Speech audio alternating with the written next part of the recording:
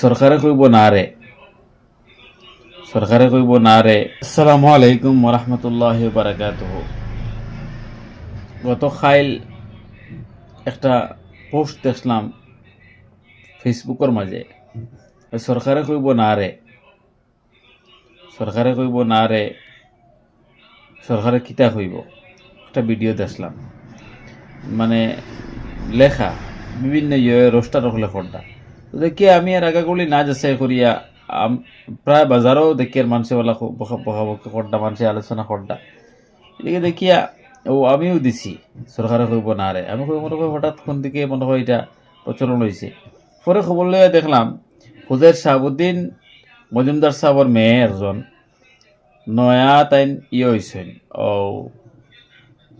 জেলা পরিষদ হয়েছে এবং আবেগর বর্ষবর্তী হইয়া আমরা সাদাসিধা গ্রামাঞ্চলের মেয়ে হিসাবে তাই একটা বক্তৃতা দিয়েছেন।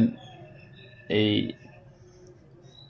বুটোর আগে একটা বক্তৃতা দিয়েছেন, এই বক্তৃতার মাঝে তাই উপস্থাপন করছেন এই কথাগুলা। রোস্টার হলেও কথাগুলারে খাটিয়া বিভিন্ন জায়গায় বিভিন্ন চ্যানেলও দিছে। দেখুন, আমি দেখার লগে লগে আমার পোস্ট ডিলিট করছি। আমার পোস্ট যেটা আমি দিছিলাম আমিও করছিলাম, বা কমেন্ট দুই এক জায়গায় করছি, আমি টুকাইয়া গিয়ে ডিলিট করছি। এটা অত্যন্ত মারাত্মক ব্যাপার। মা বোনের ইজ্জত নিয়ে খেলা করা এটা অত্যন্ত মারাত্মক জিনিস, আর এটা শরীয় সম্মত নয়।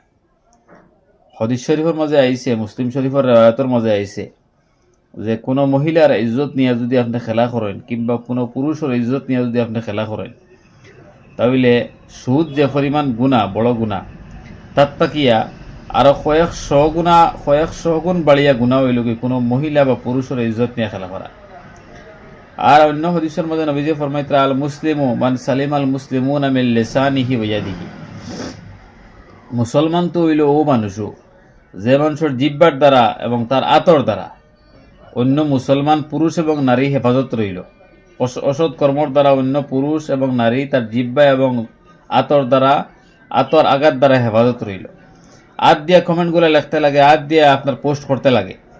গতিকে এই গুনার মাঝে আপনারা মুবতলা হইতে মেহরবানি করিয়া সমাজরে কলুষিত না করিয়া এই সমস্ত যারা পোস্ট খড্ডা রোস্টার হলে যারা খড্ডা, মেহরবানি করে ডিলিট করেন এবং দ্বীন ইসলাম এবং মিল্লতর স্বার্থে আপনি গুনার মাঝে মুবতলা না হইয়া আপনার পোস্ট ডিলিট করিয়া আপনি কাজ করেন। আল্লাহ তাবারক ওয়া তাআলা জাযায়ে খবর দিব। এবং যারা রোস্টার হলে এই জাতীয় ভিডিও দিতরা, বিশেষ করে মুসলিম প্রজন্মর মাঝে জানা রাখুন এটা মারাত্মক বড় গুনাহ খড্ডা, আল্লাহ হেফাজত করতো। আর এই মহিলার যদি বদদোয়া লাগে, একটা জিনিস হইল গিয়া কোনো মানুষের যদি তার দিলি বদদোয়া দেয়, আমারও যদি আমি কোনো জিনিস ভুল করি আর আমারও যদি কোনো মানুষের বদদোয়া দেয়, করে আমারও যদি কোনো মানুষের লইয়া ঠাট্টা মস্কারি করে, আর আমি যদি আল্লাহর জাতর সামনে গিরিয়াজারি করি, খান্দি, এবং আল্লাহর জাতে যদি এটা কবুল করিলেন, তাহলে তো আপনি অবশ্যই কলঙ্কিত হইবা। আপনিও ওলা লজ্জিত হইবা, আপনার সমাজের কাছে ওলা কলঙ্কিত হইবা, আপনার সমাজের কাছে ওলা লজ্জিত হইবা।